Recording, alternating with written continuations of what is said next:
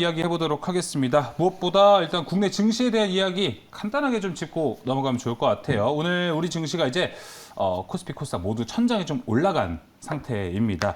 자, 그래서 이 부분에 있어서 상단과 하단 지금 어느 정도로 좀 조정을 하면 좋을지에 대한 이야기를 한번 나눠보면 좋을 것 같습니다. 손가락 매니저가 봤을 때는 지금 2,600을 뚫고 올라간 코스피는 그래도 2,700까지 지금 바라봐도 될지 아니면 좀 고점을 이제 돌파했으니까 지금은 좀 조심을 해야 되는 시기인지 어떻게 보고 계십니까? 거래소 같은 경우에는 네. 2,600 라인을 돌파를 하면서 거래 대금이 꾸준히 나오고 있습니다. 그 외에도 외국인 수급이 지금은 어느 정도 줄어든 상황이지만 추가적인 상승 추세가 나올 것이다 라고 전망을 해볼 수가 있겠는데요. 아무래도 최근 흐름을 보게 되면 코스닥 시장에서는 변동성이 굉장히 크다라고 볼 수가 있겠습니다. 특히나 이번 주 시장 흐름을 보게 된다면 여기서 주도 섹터 그리고 대형주에서의 자금이 흘러가는 흐름세가 네. 어느 정도 집중되는 섹터가 주도 섹터가 나오지 않았다라고 볼 수가 있겠는데요. 이번 주 시장 초반을 본다고 하더라도 처음에 시장에서 집중됐던 것은 아무래도 반도체에 집중이 됐습니다. 맞아요. 반도체에 집중되는 흐름이 나오다가 많은 개인 투자자분들이 이렇게 되면 삼성전자, 하이닉스만 매수하면 되지 않겠느냐라는 이야기가 나올 정도로 객중적으로 매수 흐름이 나왔다가 지금 목요일 날 이제 내마녀의 날 지나고 이제 선물 옵션 만기일 이후에 눌리는 흐름이 나왔지만 오늘 시장 같은 경우에는 굉장히 좋은 흐름이 나왔습니다. 금요일 시장 불구하고 네.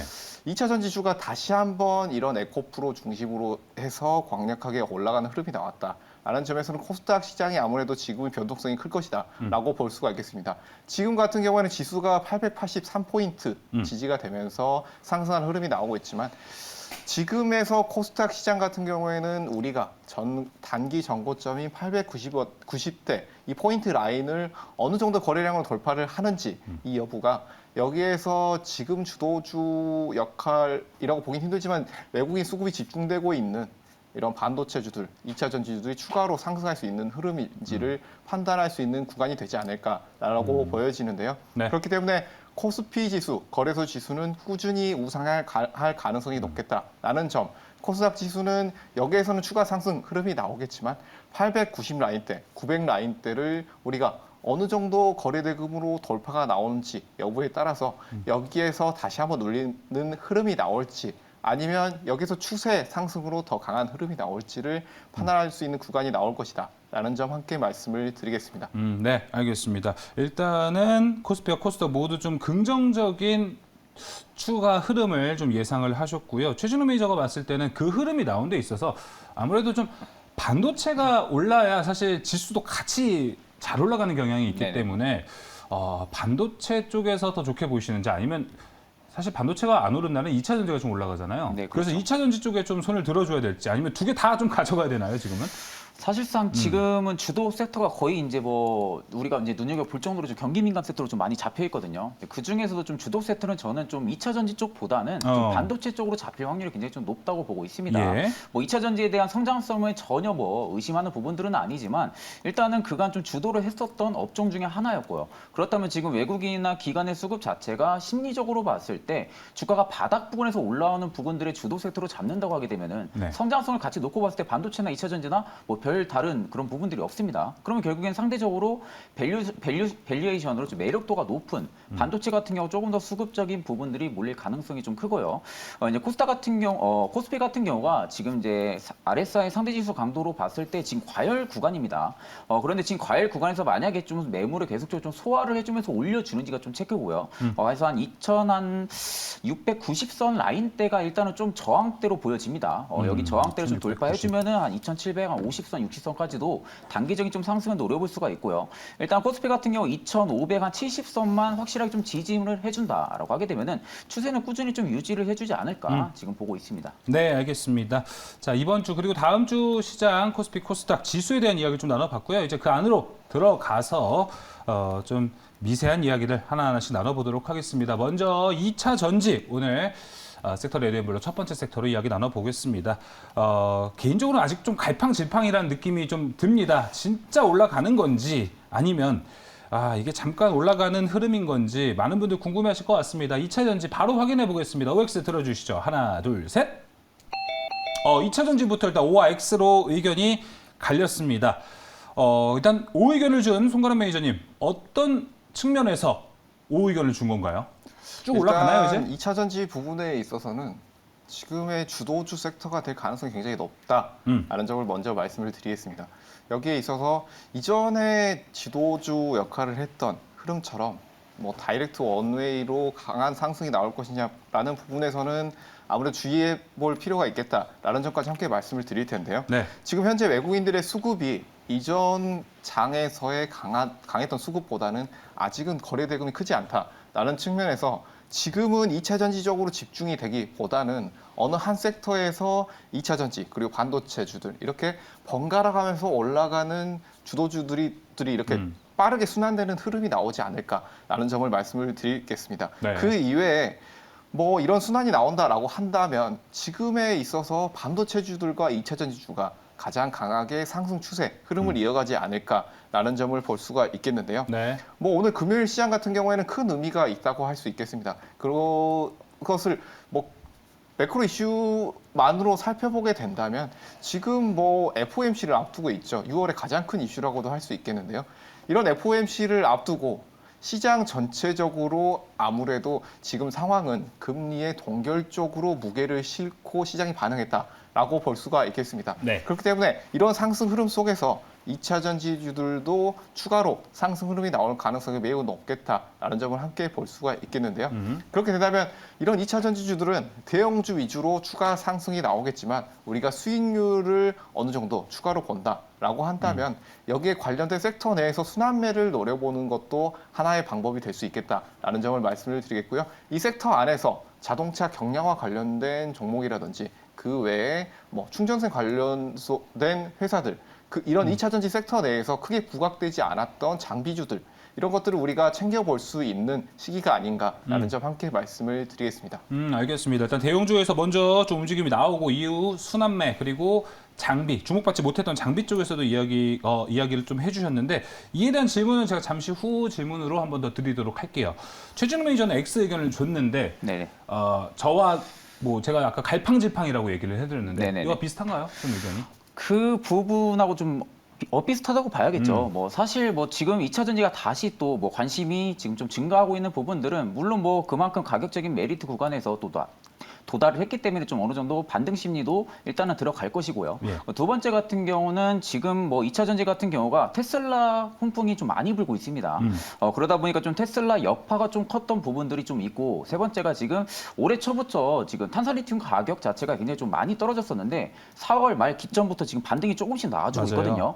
그러다 보니까 지금 원자재 효과를 좀 볼 수 있는 양극재 기업들 위주로 지금 좀 어느 정도 주가가 자신감이 좀 살아나고 있는 거라고 지금 판단을 하고 있습니다. 다만 딱 그뿐이라고 좀 저는 생각을 하거든요. 지금 상황에서 볼 때 에코프로만 봐도 지금 외국인의 지분율이 계속적으로 줄고 있는 게 확인이 됩니다. 앞전에 한 5월까지만 해도 한 12%가 좀 넘는 지분율을 꾸준하게 좀 유지를 해줬었는데요. 지금 6월 8일 기준치로 봤을 때 지금 4% 정도밖에 안 됩니다. 그 말은 지금 보유 비중이 지금 계속 나가고 있다는 거거든요. 그러니까 지금 비중 축소가 꾸준하게 이루어지고 있다는 겁니다.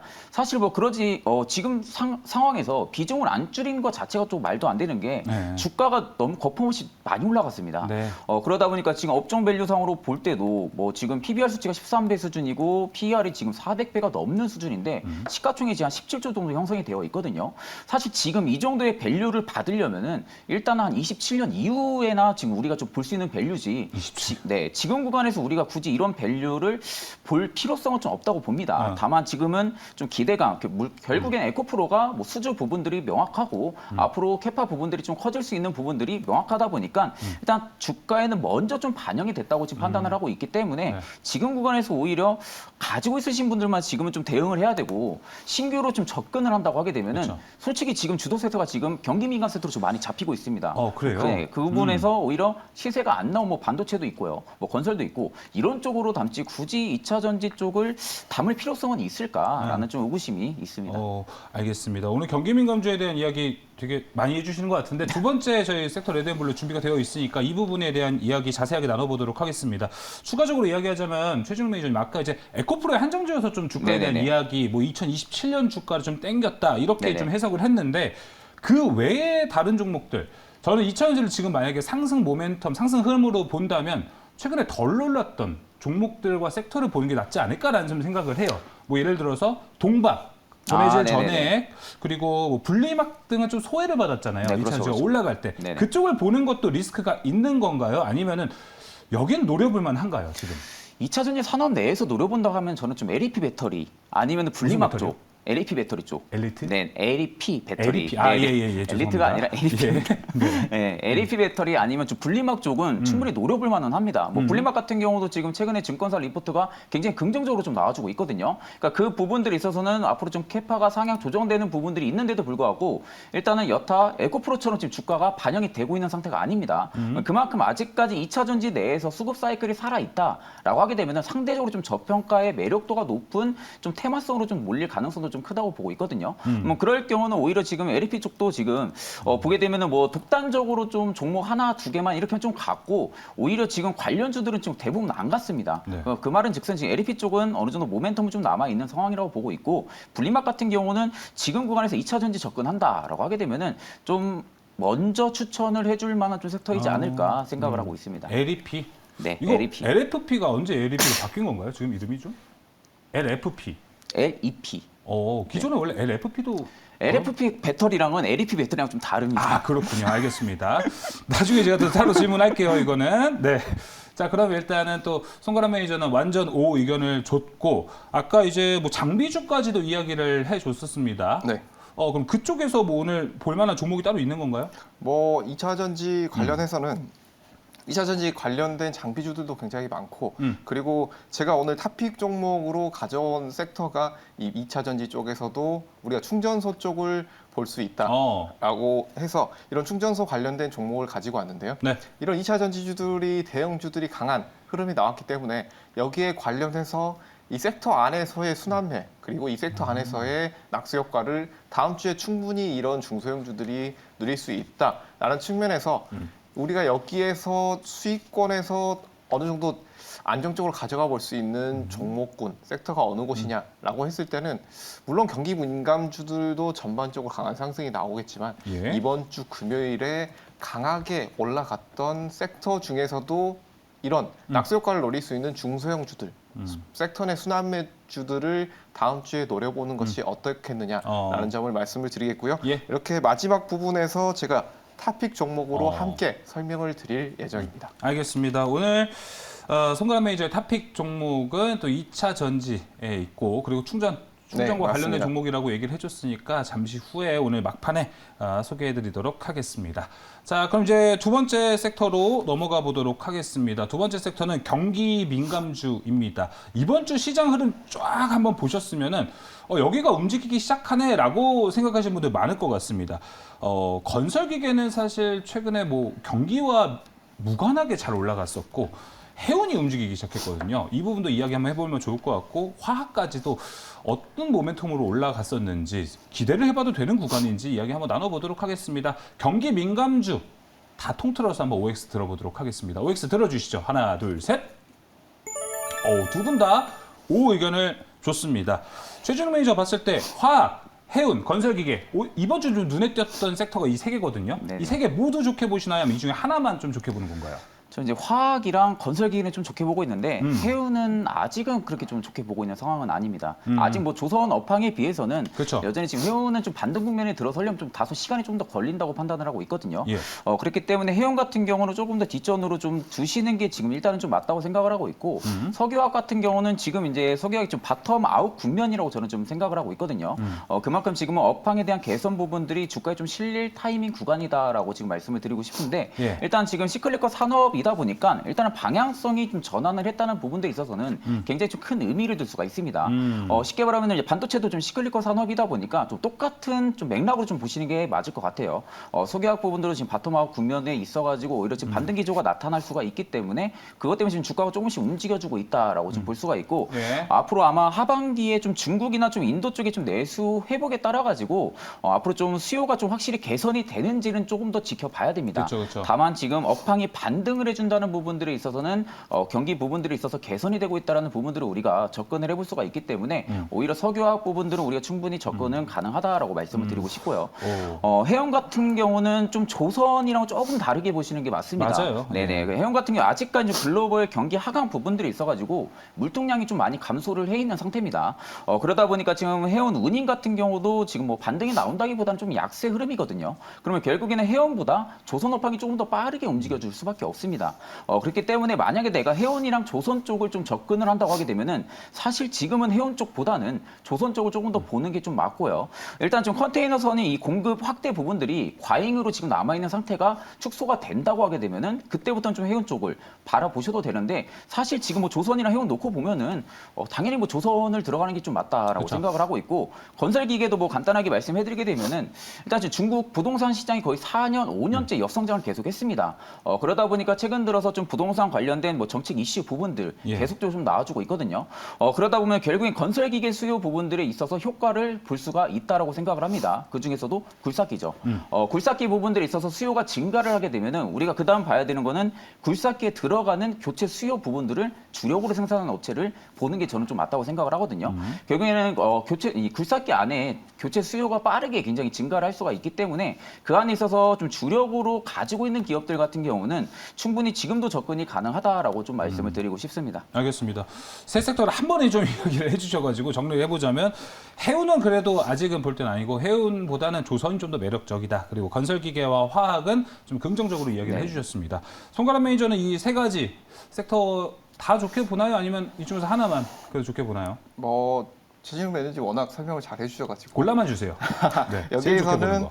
여기에서 제가 한 가지를 고른다라고 한다면 아무래도 건설기계와 인프라 쪽 이쪽이 가장 강한 흐름이 나오지 않겠느냐라고 보여지는데요.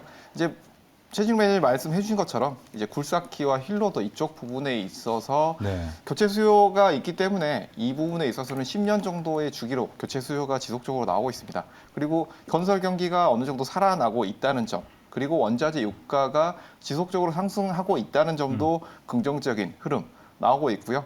뭐 최근에 국내에서 이슈가 있었던 네옴시티라든지 그리고 북미, 중동, 아프리카 이런 시장에서도 충분히 건설 수요가 늘어나고 있다는 점도 기대감을 증폭시키고 있다라는 점 함께 볼 수가 있겠습니다. 네. 최근에 뭐 중소형주들 같은 경우에는 우크라이나 재건 관련해서 강한 상승 흐름이 나왔지만 뭐 거기에서 크게 상승하지 않았던 대형주들 같은 경우에 지금 이런 건설 기계 관련해서 충분히 볼 수 있는 회사들이 많이 있다라고 보여지는데요. 이제 종목까지 함께 말씀을 드리면 벌써요?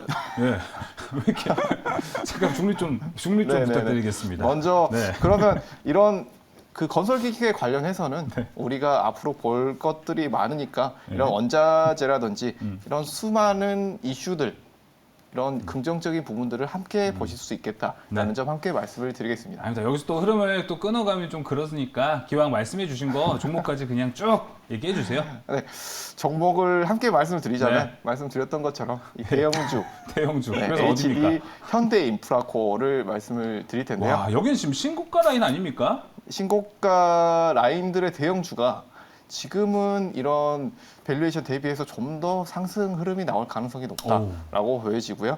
이런 현대인프라코어를 간단하게 설명을 드리자면 네. 건설기계 엔진 사업 부분을 영위하고 있고 이런 건설기계 부분 같은 경우에는 굴삭기와 힐로더 등을 생산 판매하고 있기 때문에 이런 교체 수요 그리고 앞으로 신규 수요까지 꾸준히 늘어날 것이다. 라는 점을 함께 말씀을 드리겠고요. 이런 경기주들 같은 경우에서도 이런 경기 민감주 중에서도 이런 건설기계를 지속적으로 말씀을 드리는 게 네. 지금 이 경기 민감주 같은 경우에는 우리가 가장 체크를 하셔야 될 점 바로 이 시장에서의 변곡점이 어떻게 될 것이냐라는 점을 가장 크게 집중을 하셔야 될 시기로 시장에서의 보여지는데 변곡점? 그렇습니다.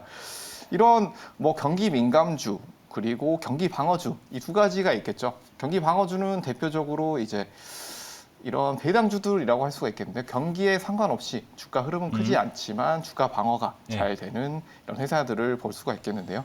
지금은 경기 민감주들이 바닥권에서 강하게 올라오고 있다라고 보여지는데요. 이런 경기 민감주를 우리가 노린다라고 한다면 금리의 방향성 첫 번째 체크를 해볼 수가 있겠고요. 두 번째로는 이런 경기가 지금까지는 하락 국면에서 상승하는 변곡점 흐름이 나오느냐라는 라는 점을 체크를 해야 될 텐데요. 네. 여러 가지 지표를 봤을 때 지금은 경기 하락 국면에서 코로나 이후 재오프닝 구간 그리고 이런 경기 지표들이 회복되고 있는 구간이 있기 때문에 네. 여기에서 경기가 상승하는 변곡점에 있다라는 측면에서 이런 경기 방어주에 관련된 섹터들은 우리가 지속적으로 지금은 어느 정도 추가로 노려볼 수 있는 시기가 아닌가라는 점 함께 말씀을 드리겠습니다. 예, 알겠습니다. 일단은 경기 민감주 내에서는 건설기계, 탑픽 섹터, 탑픽 종목으로는 HD, 현대 인프라 코어를 얘기를 해줬습니다. 일단 건설기계 이야기 좀 들어봤고요.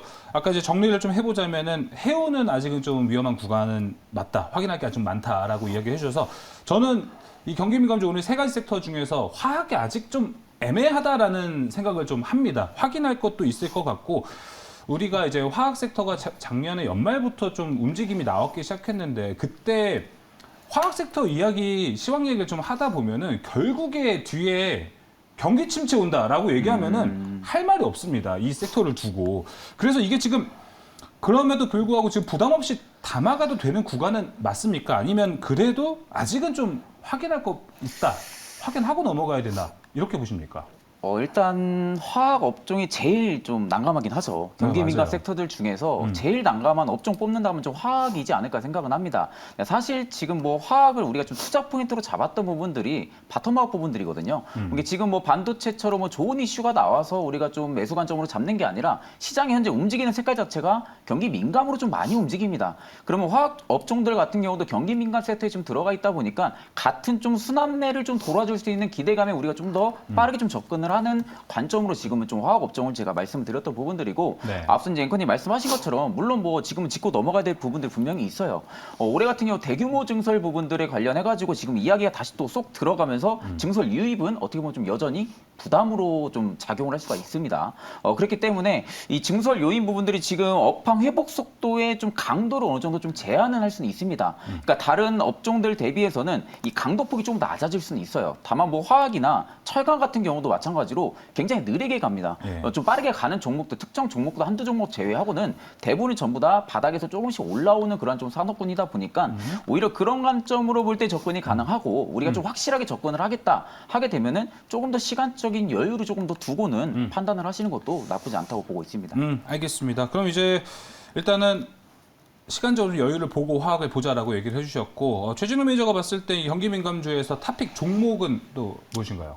저도 뭐 마찬가지로 지금은 좀 건설기계 쪽이 되지 않을까 생각은 합니다. 여기는 지금 경기 민감주 우리가 알고 있는 개념으로 접근하는 건 아닌 것 같아요. 그렇죠? 그렇기도 하고 일단은 저는 좀 중국 쪽 효과를 좀 기대를 하고 있는 상황이거든요. 네. 그러다 보니까 중국에 대한 효과 부분들로 볼 때는 지금 자리가 오히려 우리가 좀 들어갈 만한 자리라고 생각은 합니다. 그러니까 예를 들면 우리가 뭐 반도체나 어디나 뭐 좋다고 할 때 들어가면 항상 물리거든요. 맞아요. 뭐 산업이 엄청 좋아졌다, 호황기다 할 때 들어가면 항상 물립니다. 반대로 산업이 안 좋고 정말 많이 안 좋아질 때 들어가야 수익을 볼 수가 있거든요. 그러니까 건설도 지금 제가 보기에는 업종이 약간 그런 업종이라고 지금 생각을 하고 있기 때문에 그런 관점으로 볼 때는 오히려 지금 중국이 부동산 시장이 지금 개척이 다시금 좀 되고 있는 부분들로 볼 때는 사실상 건설 쪽에는 건설 기계 쪽이 좀 호황기가 한번 들어설 가능성도 좀 크다고 보고 있고 그 안에서도 저는 좀 진성 TEC를 좀 추천을 드리고 싶습니다. 사실 앞서 말씀드린 대로 굴삭기 제가 말씀을 해드렸었는데 예. 일단 굴삭기를 중국 쪽에서는 수요가 굉장히 좀 많습니다. 그러다 보면 그 안에 뭐 롤러라든지 아이들러 같은 경우가 교체 수요가 굉장히 빠르게 진행이 되거든요. 근데 진성 TEC 같은 경우가 롤러랑 아이들러를 좀 주력으로 생산을 하는 업체입니다. 그리고 우리가 잘 알고 있는 북미 쪽에 대한 관련으로도 엮여 있죠. 캐터필러랑 관련해가지고 지금 20년 넘게 장기 공급 계약을 지금 맺어 있는 상태거든요. 그러면 지금 캐터필러를 따라서 실적도 역시 동행이 될 가능성이 좀 굉장히 크다고 보고 있고 네. 매출액이 지금 작년 3분기 이후부터 지금 200억 가까이 계속적으로 증가는 해줬습니다. 그래서 지금 한 1,400원대 밸류를 계속적으로 유지는 해주고 있는데 사실상 지금 영업이익 부분들이 거의 뭐 100억 원 이상 가까이 지금 증가를 해줬었거든요. 작년 4분기 때. 그리고 나서 올해 좀 1분기 때는 조금 줄기는 했지만 전년 동기 대비하면 30% 이상 좀 증가를 한 수치입니다. 그럼에도 불구하고 지금 타 업종들 대비해서 주가는 거의 안 간 모습이라고 생각을 해요. 예. 그 이유는 아무래도 지금 우크라이나 재건 관련으로도 좀 엮여 있다 보니까 일단 재건 이슈 부분들로 좀 주가가 움직이는 가능성도 좀 저는 염두를 해두고 있기 때문에 좀 그런 관점에서 지금 주가가 안 움직이는 거라고 지금 생각을 하고 있습니다. 근데 또 한번 움직일 때 또 굉장히 또 빠르게 움직입니다. 그렇죠. 네, 한번 움직이면 또 굉장히 폭발적으로 움직이다 보니까 오히려 그런 관점으로 볼 때는 충분히 저가 매수 노린다라고 하게 되면은 진성 TEC를 말씀을 드리겠습니다. 네. 자, 진성 TEC 같은 종목들 보면은 건설기계 뭐 아까 이제 말씀해 주셨던 현대인프라코어는 막 신고가 라인 두산 밖에 또 막 올라가는데 얘는 왜 안 움직이나요? 네네. 궁금하신 분 많을 것 같은데 아마 우크라이나 재건 네. 이슈에 좀 엮여 있기 때문에 좀 설명이 될 것 같습니다. 자, 이렇게 경기민감주 탑픽 종목까지 들어보면서 마무리하고요. 이어서 세 번째 섹터 넘어가 보겠습니다. 자동차와 자동차 부품주들. 아, 이번 주 수요일에 진짜 깜짝들 놀라셨을 것 같습니다. 좀 악재들이 나왔었는데 이 악재들 어떻게 해석을 해야 되는지 한번 OX 통해서 확인해 보겠습니다. 자동차 부품 OX 들어주시죠. 하나, 둘, 셋. 두 분 모두 좋게 보고 있습니다. 성남 매니저 봤을 때 뭐 수요일에 나왔던 악재들, 리콜, 기아차의 리콜 사태도 있었고 미국에서 좀 훔치기 쉬운 차다. 뭐 이런 이야기가 나왔어요. 이건 좀 일시적 악재다 이렇게 보시는 건가요? 뭐 재미있는 이슈가 나왔죠. 기아차에 좀 짜증나더라고요. 이걸 보니까. 그래서 뭐 저희 입장에서 봤을 때는 예. 국내 차 완성차 업체가 이 부분에 있어서 소홀했다라기보다는 조금은 억울한 측면이 있지 맞아요. 않나라고 예. 보여집니다. 자동차 시트 이 운전석 부분에만 안전장치가 있었기 때문에 도난이 되기 쉬워서 현대 기아차를 위주로 노렸다라고 보여진다라고 한다면 아무래도 이런 완성차 업체들의 문제라기보다는 이쪽 부분에 있어서 이런 도난이 되는 노이즈. 이런 노이즈들이 좀 더 문제가 되지 않았나라고 보여지는데요. 먼저 이 이슈가 장기적으로 갈 것인지 아니면 큰 이슈인지 부분에 있어서 먼저 말씀을 드리자면 네. 지금의 이슈는 단기적인 해프닝으로 끝날 가능성이 높다라는 점을 볼 수가 있겠습니다. 기존에 이런 현대 기아차 완성차들의 상승 흐름을 보시게 되면 매출 증가세와 함께 판매 호조세가 집중적으로 올라오고 뭐 단기적인 이슈가 아닌 앞으로의 상승 추세가 이어질 수 있는 이슈이기 때문에 이런 단기적인 추세에서 눌리는 흐름 같은 경우에는 아무래도 지금에서는 좀 더 지지가 나온다면 충분히 매수 기회로도 우리가 볼 수 있는 구간이 아닌가라고 보여집니다. 네. 그렇기 때문에 이런 현대 기아차들의 단기 악재 이슈 같은 경우에는 우리가 큰 이슈로 보기보다는 단기 해프닝으로 인한 눌림세가 나왔다. 여기에서 좀 더 추가적으로 하락이 나오더라도 큰 거래량을 동반한 눌림, 추가 눌림은 없을 가능성이 높고 여기서 더 추가적으로 하락이 나온다라고 하더라도 추가적으로 매수 관점으로 네. 충분히 접근이 가능하다라고 보여집니다. 네. 그리고 여기에서 우리가 뭐 접근을 해본다고 한다면 뭐 현대 기아차를 바로 접근해도 좋겠지만 이 이슈로 인해서 공급사들 중소형 공급사들이라든지 부품 공급사들도 같이 눌리는 흐름들이 많이 나왔는데 이런 공급사들을 한번 저점에서 매수를 노려보는 것도 좋겠다라는 점 함께 말씀을 드리겠습니다. 예, 알겠습니다. 뭐 이 투자 격언에도 이제 밸류에이션은 멀쩡한데 일시적 악재로 좀 주가가 빠진다면 이거는 좀 디스카운트 측면에서 너무 좋은 매수 찬스다라는 이야기도 있습니다. 그래서 좀 오히려 저가 매수세도 들어가면 좋겠다라고 얘기를 해주셨는데 좀 반대 관점, 두 분 모두 오를 주셔가지고 전 반대 관점에서 보자면 이렇게 좀 미국의 소위 말해 도둑놈들의 미국 도둑놈들 해프닝에 의해서 주가가 내려가는 건 현대기아차를 투자하시는 분들 입장에서 좀 불만이지 않을까. 그렇죠. 이게 내가 많은 돈을 넣었는데 너무 이런 거에 흔들리는 건 좀 안 좋지 않을까라는 생각은 듭니다. 네네. 사실 저도 이번에 그냥 뭐 악재는 뭐 악재도 아니라고 생각은 하고 있거든요. 그러니까요. 네. 예. 사실상 뭐 현대차가 예전에 뭐 악재 한번 터지면은 얼마나 빠지는지는 다들 뭐 주주분들이랑 다 아실 거고요. 그런데 이번에 좀 악재 나왔는데도 저는 제가 생각하기에는 그렇게 많이 안 빠졌습니다. 그러니까 단기적인 좀 노이즈 현상이라고 지금은 좀 판단을 할 수가 있다고 생각을 하고 있고 가장 궁금한 부분들이 그거이실 것 같아요. 현대차가 지금 고공호실적이 지속이 되고 있는데도 불구하고 오히려 주가는 움직이질 않거든요. 잘. 맞아요. 다른 업종들 같은 경우는 오히려 기대감에도 그렇게 계속 움직이는데도 불구하고 현대차는 실적이 딱딱 찍히고 있습니다. 실적이 확실하게 찍히고 있는데도 지금 주가는 뭔가 의구심을 남기는 듯한 부분들인데 일단 제가 보기에는 전기차로 전환을 했을 당시 그러니까 지금 내연기관은 물론 메이커 부분들은 성공을 했어요. 메이커 부분들도 성공을 했고 미국에서도 지금 렌터카라든지 장기 리스 차량들이 굉장히 좀 잘 팔리고 있는데 사실 이게 이제 전기차 트렌드로 넘어가면서 과연 내연기관차의 점유율을 전기차에서도 유지를 할 수가 있냐라는 의구심이 일단 저는 좀 남아있다고 생각을 하거든요. 그러다 보니까 지금 주가는 호실적이 계속적으로 나와주는데도 불구하고 일단은 좀 안 움직이는 것 같은 느낌이 많습니다. 밸류를 못 받는다는 네, 거잖아요. 그렇죠. 이제 밸류를 네. 지금 전혀 못 받고 있는 상황이에요. 그러다 보니까 PBR도 지금 1배 수준이 안 됩니다. 한 0.25배 정도 수준인데 사실 이 부분은 제가 볼 때는 좀 조심성이 있다고 지금 보고 있어요. 현대차가 과연 전기차로 넘어가서도 성공을 할 수 있을까? 이런 부분들. 네. 그리고 지금 신설 공장이 좀 4개가 확정이 되어 있는 상태거든요. 네. 그럼 공장이 개설을 하게 되면은 인력난, 네, 그리고 이제 인력을 많이 가동을 하게 되면 그에 따른 좀 일회성 비용들도 많이 들어가겠죠. 그러니까 그 부분들을 어떻게 감당을 해나가면서 현대차가 이러한 매출을 계속적으로 찍어낼 것이냐. 이 의구심이 지금 일단은 좀 남아있다고 생각을 하는데 일단 지금은 뭐 인력 부분들은 로봇 쪽으로 좀 많이 대체를 하고 있는 상황이거든요. 네. 그러다 보니까 그 부분들은 일단 뭐 그렇게 문제가 될 만한 요소는 아니라고 생각은 하고 있고 사실 뭐 이 정도 내연기관에서의 메이커를 이 정도로 좀 입지를 잡았으면은 솔직히 저는 전기차에서도 한 이 정도 밸류는 유지를 해줄 가능성이 크다고 보고 있습니다. 그렇기 때문에 상대적인 매력도 강도는 여전히 좀 높다라고 말씀을 드리겠습니다. 네, 알겠습니다. 오늘 세 가지 섹터만 이야기했는데 벌써 시간이 많이 지나갔어요. 바로 종목들을 들어봐야 될 것 같습니다. 먼저 손가락 매니저의 자동차 부품 내 탑픽 종목은요? 뭐 자동차 부품들 중에서 현대 기아차 부분을 말씀을 드렸으니까 이쪽에 납품하고 있는 회사들 중에 한 회사를 가지고 왔습니다. 이제 두올인데요. 이 두올 같은 경우에는 자동차 내장재, 원단이나 시트 커버링, 그리고 에어백 쿠션 등을 제조하는 업체입니다. 현재 주요 고객사가 현대차와 기아차 이 부분에 공급을 하고 있기 때문에 이런 단기 이슈가 마무리된다면 지금 꾸준히 공급하고 있는 업체이기 때문에 추가로 상승 흐름이 나올 수 있지 않겠느냐라는 점을 함께 말씀을 드리겠고요. 네. 지금 뭐 기술적인 위치를 살펴보게 되더라도 대형주들이 어느 정도 소폭으로 눌리는 흐름이 나왔다라고 한다면 이 두올 같은 경우에는 강한 상승 흐름이 나왔던 만큼 단기 이슈였지만 네. 여기에서 크게 눌리는 흐름이 나왔습니다. 눌린 이후에 거래 대금 없이 지지되는 흐름, 이런 기술적인 흐름까지도 지금 좋은 위치에 있다라고 보여지기 때문에 예. 지금은 충분히 접근이 가능한 위치다라는 점 함께 말씀을 드리겠습니다. 알겠습니다. 손가락 매니저의 자동차 부품 탑픽 종목은 두올이었습니다. 이어서 최진우 매니저의 탑픽 종목은요?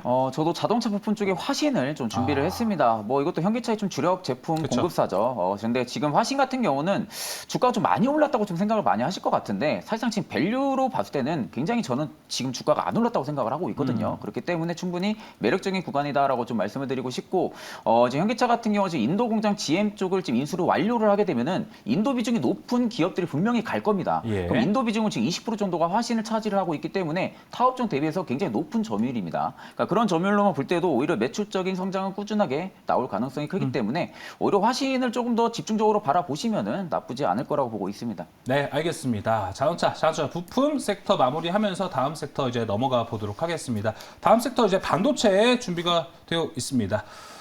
지난주 워낙 좋았고 이번 주도 올랐다 내렸다 좀 조용조용하게 잘 올라가다가 오늘 아주 좋은 흐름이었었는데 과연 반도체가 이제 주도 섹터가 될지 뭐 바닥이다 아니다 얘기가 많습니다. OX를 통해서 확인해 보도록 하겠습니다. 반도체 OX 들어주시죠. 하나 둘 셋. 두 분 다 좋게 보고 계십니다. 아까 오프닝 때도 계속 좋다 얘기를 해주셨기 때문에 반도체는 이거 어떻게 봐야 되는지 저는 그냥 그래요. 반도체 이제 바닥은 좀 더 한 분기 더 연장이 된다 하들 지금 너무 좋고 싸다라는 생각이 들어서 의심할 여지 없이 매수해도 되지 않나 생각이 듭니다. 매니저님, 손가락 매니저님. 그렇게 볼 수 있겠습니다. 그렇지만 지금 뭐 반도체 주들 전반적으로 봤을 때는 지금 전체적으로 밸류에이션이 그렇게 높지 않다라는 측면, 그리고 또 한 가지 봤을 때 뭐 제가 삼성전자나 하이닉스 위주로 먼저 설명을 많이 드리는데요. 삼성전자 같은 경우에는 이제 저점에서 5만 원대에서 올라올 때 지속적으로 말씀드렸던 부분이 7만 원대 중요한 라인을 거래 대금을 늘리면서 상승한다면 여기에서 상승 추세가 좀 더 이어질 가능성이 높다. 라는 점을 말씀을 드렸습니다. 그 구간에서 우리가 지금 삼성전자 7만 2천 원대에서 꾸준히 상승이 나오고 있죠. 이 추세 전환한 흐름이 좀 더 이어질 가능성이 높다라는 점을 볼 수가 있겠고요. 그리고 뭐 수급적인 면에서 봤을 때는 지금 뭐 이번 주의 흐름을 봤을 때 우리 하반기의 추세 흐름을 조금은 우리가 짐작을 해볼 수 있지 않을까라고 보여지는데 지금 이번 주 초에는 반도체 주들의 흐름이 강했고 초, 중반 그리고 후반 금요일 흐름에서는 어제와 오늘 장에서는 2차 전지주들로 흐름이 옮겨갔습니다. 이런 흐름을 봤을 때는 이게 하반기 전체적인 흐름이 이런 비슷한 흐름이 나오지 않을까라는 점을 함께 말씀을 드릴 텐데요. 예. 반도체주들이 주도주로서 강한 흐름이 나오겠지만 여기에 있어서 단독적으로 반도체주들만 움직인다라기보다는 지금 외국인 수급들이 어느 정도 아주 예전만큼의 그 수량이 나오고 있지 않은 측면에서는 반도체주들이 상승하다가 여기에서 쉬어가면서 2차 전지주들도 상승 나오는 이렇게 번갈아 가면서 주주들이 움직이는 흐름이 나오지 않겠느냐라는 점을 함께 말씀을 드리겠습니다. 알겠습니다. 그래도 주도주는 계속해서 반도체와 2차 전지가 좀 가져가지 않을까라는 이야기를 해주셨습니다. 계속해서 이제 최진웅 매니저의 이 반도체를 볼 때는 지금 확인할 게 좀 있나요? 아니면은 반도체 내에서도 지금 이제 AI와 연관을 지어서 뭐 이수페타시스 같은 종목도 올라가는 것, 조금 더 우리가 더 들어가서 뭐 기판 이런 쪽을 봐야 되나? 아니면 오리지널 반도체 이쪽을 봐야 되나요, 지금은? AI 반도체는 지금은 저는 안 볼 것 같아요. 네, 뭐 지금 뭐 수요 부분들이 뭐 점점 늘어난다라는 뭐 이슈가 있는 것도 아니고요. 일단 엔비디아가 쏘아올린 공 때문에 좀 테마성이 붙었던 부분들이다 보니까 네. AI 반도체를 그렇다고 뭐 물론 안 보는 건 아닙니다. 주가가 물론 저희가 보기에는 좀 되돌림 현상이 나타날 거라고 보고 있거든요. 되돌림 현상이 나타나게 되면은 그건 또 하나의 신규분들에게는 또 매수 위치로 또 접근을 해볼 수가 있는데 지금 따라붙는 건 조금 제한적이다라고 말씀드리고 싶고 사실 반도체 업황은 뭐 이야기해주면 거좀 다 뭐 비슷한 것 같습니다. 업황이 이제 뭐 좋아질 거다. 뭐 메모리 반도체 사이클 뭐 자체가 이제 돌아올 거다. 뭐 대부분 이런 이야기인데 사실 오늘 SK하이닉스가 굉장히 좀 강하게 상승을 했습니다. 물론 지금 뭐 턴어라운드가 전망이 된다라는 보고서 영향도 물론 있겠지만 일단 지금 강세 포지션 흐름을 좀 보여준 부분들은 좀 피치 부분들이 있어서 이슈가 나온 게 일단 좀 긍정적이라고 좀 생각을 해가지고 주가가 좀 올려준 거라고 생각을 하고 있는데 사실 지금 굉장히 걸림돌이 됐던 부분들이 미중 반도체 관련된 전쟁이었거든요. 맞아요. 이 미중 반도체 관련해가지고 앞으로 주가가 탄력성 있게 좀 붙어 나갈지가 좀 문제였는데 이번에 그 보고 이슈 자체가 그거였습니다. 또한 마이크론 테크 제품 판매 금지 조치를 현재 결과론적으로 볼 때는 중국 내 반도체 가격 유발을 일으킬 수가 있다고 합니다. 그렇게 되면 오히려 삼전이나 SK 하이닉스 측에서는 수혜를 받을 수가 있다라는 주장이 현재로서는 나온 상황이다 보니까 그러면 결과론적으로 볼 때는 지금 걸림돌이었던 미중 반도체 무역 전쟁 이 부분들에 관련해 가지고는 오히려 걱정할 필요가 없다라는 해석으로 볼 수가 있거든요. 예. 그러면 사실상 지금 반도체는 걸림돌이 현재로서는 하나도 없다고 좀 볼 수가 있습니다.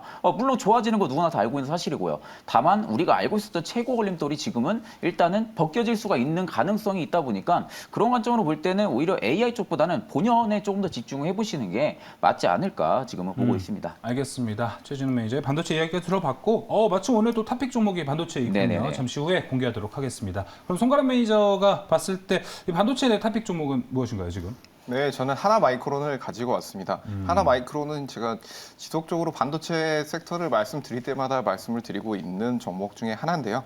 이 하나마이크론 같은 경우에 간단하게 설명을 드리자면 삼성 반도체 부분에서 분산 반도체 패키징 전문 업체입니다.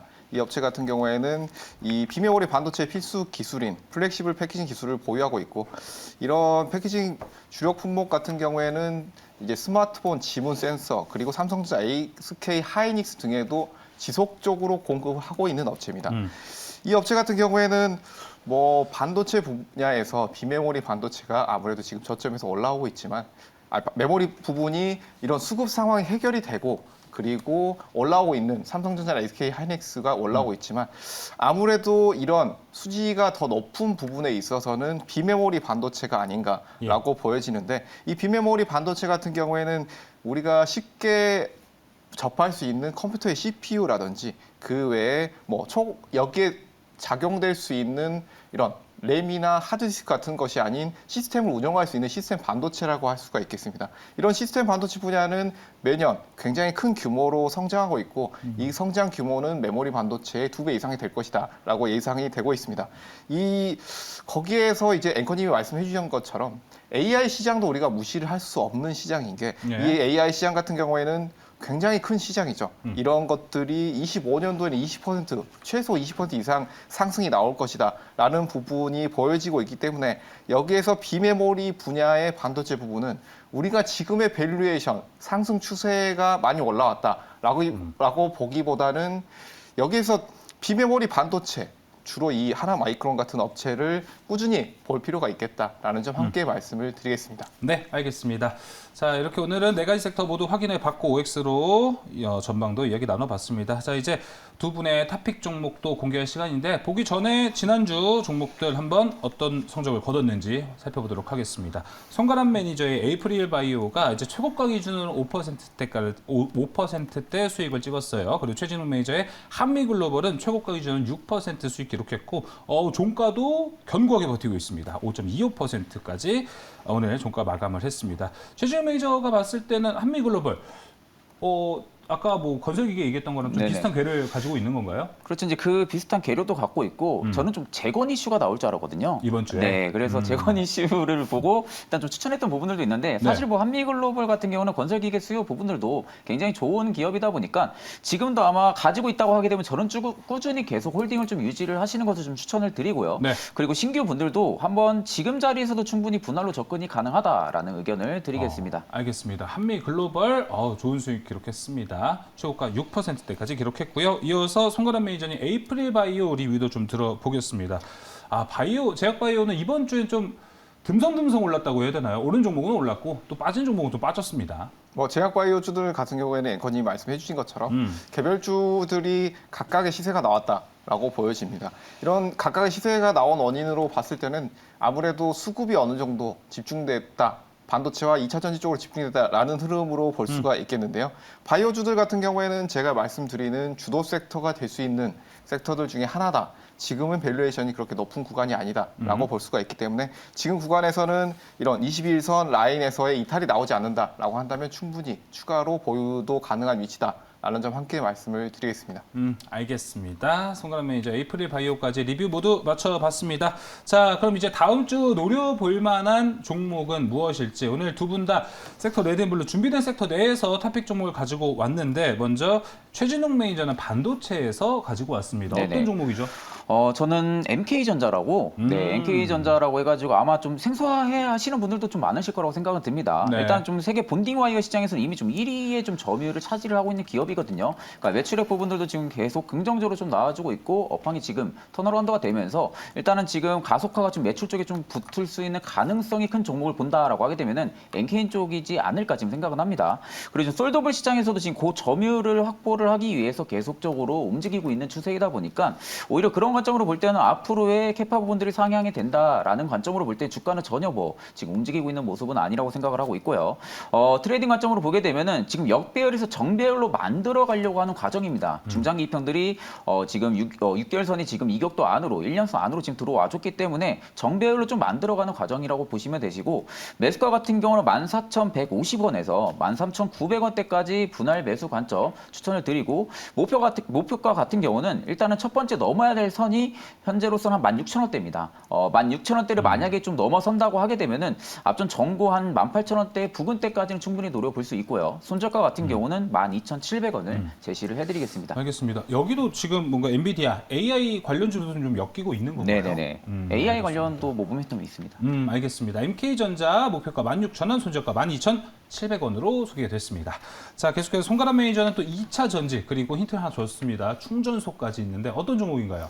네, 저는 휴맥스 홀딩스 가지고 왔습니다. 네. 휴맥스 홀딩스 같은 경우에는 뭐 2차 전지 관련해서 여기에서 충전소 인프라 관련된 기술을 가지고 있는 업체다라고 볼 수가 있겠습니다. 여기에서 투자 아이디어를 함께 보신다라고 하신다면 네. 2차 전지 대형주들이 금요일 시장에서 다음 FOMC의 리스크가 있음에도 불구하고 꾸준히 올라왔다라는 점에서는 2차 전지 섹터 안에서 굉장히 강한 흐름이 추가로 나올 수 있겠다라는 점을 볼 수가 있겠습니다. 예. 그렇게 된다면 지금 최근에 강했던 흐름이 나왔던 종목군들 그렇지만 여기서 눌려서 지지가 나오고 있는 이 섹터 내에서 순환매가 나올 수 있는 섹터라고 한다면 이 휴맥스 홀딩스가 아닐까라는 점을 함께 말씀을 드리겠고요. 이 종목 같은 경우에는 이제 전기차 인프라가 아직 뭐 차량을 보유하고 계신 분들은 알겠지만 아직 많이 부족한 상태입니다. 맞아요. 그렇기 때문에 앞으로 추가적으로 설치가 많이 지속될 것이고 정부 정책적으로도 지원이 많이 될 부분이기 때문에 지금 상황에서는 우리가 중장기로도 충분히 볼 수 있는 상황이다라는 점도 함께 말씀을 드리겠습니다. 지금 가격대, 접근할 수 있는 가격대를 함께 말씀을 드리자면 매수가는 7,600원, 목표가는 8,700원을 제시해 드리도록 하겠고요. 손절가는 7,000원, 제시해 드리도록 하겠습니다. 네, 휴맥스 홀딩스 전기차 충전 인프라 종목으로 소개를 해줬습니다. 전기차 충전 인프라에 대해서 좀 간략하게 질문을 좀 드리자면 여기는 충전 인프라는 사실 우리가 봤을 때 길게 볼 수 있는 모멘텀이 있어요. 주가를 투자할 때. 근데 장기 투자하기에는 사실 그렇게 잘 올라가는 것 같지는 않다는 느낌이 들어서 지금 이렇게 소개시켜 준 건 다음 주 시장을 좀 보는 건가요? 단기적으로. 다음 주 시장도 보실 수가 있고 그리고 중장기적으로도 충분히 좀 더 보실 수가 있다라는 점을 볼 수가 있겠습니다. 네. 이런 인프라 같은 경우에는 한번 지속적으로 설치가 된다라고 한다면 이런 것들이 설치됨으로 인해서 앞으로 유지 관리까지 좀 더 나올 수 있는 부분이 있기 때문에 그 전까지 본다라고 한다면 우리가 충분히 장기적으로도 볼 수 있을지 않을까라는 점 함께 말씀을 드리겠습니다. 예, 알겠습니다. 자, 이렇게 탑픽 종목 모두 들어봤고요. 오늘 섹터 레드앤블루 이외에도 사실 지금 시장에서 다양한 섹터도 좀 봐야 될 것 같습니다. 어디로 가면 최진우 매니저님 좋은 정보 얻어갈 수 있나요? 앞서 말씀드린 대로 시장의 색깔이 지금 계속 변하고 있습니다. 네. 지금 주도 섹터도 지금 슬슬 좀 자리를 잡아가고 있는데 그에 있어가지고 여러분들한테 꼭 필요한 부분들은 정보겠죠. 이 정보 부분들을 제가 네이버 밴드에서 최진우 검색해서 들어오시면은 그날그날 시황과 그리고 섹터에 대한 업황 브리핑 부분들을 지속적으로 업데이트를 해드리고 있으니까 들어오셔서 많은 정보 공유 받으시면 되실 것 같습니다. 네, 진짜 섹터 전반적으로 이해도가 정말 높고 그 안에서 종목 선택 능력도 뛰어난 최진우 매니저입니다. 네이버 밴드에서 최진우 매니저 검색하시고 좋은 정보 얻어가셨으면 좋겠습니다. 또 요즘 같은 이런 개별 종목 장세, 특히나 이런 종목들을 어떻게 올릴 때 가장 예측을 더 잘하는 게 저는 또 송가람 매니저 아닐까 싶습니다. 어디로 들어가면 되나요? 뭐 네이버 밴드에서 송가람 검색하시면 뭐 제 사진이 걸려 있는 밴드가 나옵니다. 이 밴드에 오시게 되면은 지금 아무래도 주도 섹터가 계속적으로 바뀌는 흐름 그리고 개별주들이 강하게 상승했다가 윗골이 달고 밀려버리는 흐름이 나오고 있습니다. 이럴 때는 우리가 저점에서 어떤 섹터, 어떤 종목을 가져갈지 굉장히 선정이 힘든 부분이 있는데 네. 제가 이런 부분에 있어서 주말에 그리고 매일 오전에 시작하기 전에 말씀드리고 있기 때문에 오셔서 많은 정보 얻어가시길 바라겠습니다. 네, 네이버 밴드 통해서 송가람 매니저 검색하시고 좋은 정보 얻어가셨으면 좋겠습니다. 네, 오늘 상한가 스페셜 준비한 소식은 여기까지입니다. 주말 편히 쉬시고 저희는 다음 주 중에 돌아오도록 하겠습니다. 시청해주신 여러분 고맙습니다.